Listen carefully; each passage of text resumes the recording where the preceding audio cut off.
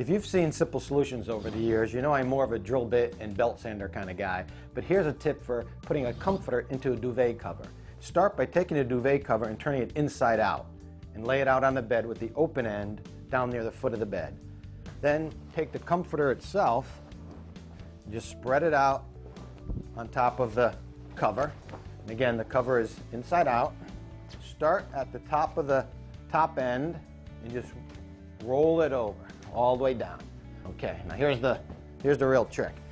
To get the comforter inside the duvet cover, simply open up the duvet cover and turn the whole thing inside out. Basically take the comforter and stuff it inside. Now, here's where the magic happens. Well, it might not be magical, but it's pretty cool. Now you just unroll it and the comforter is inside the cover. So there you go. You just snap it out. And there you go. So now you have to straighten it out a little bit, but you get the idea. The comforter is inside the duvet cover, ready to go.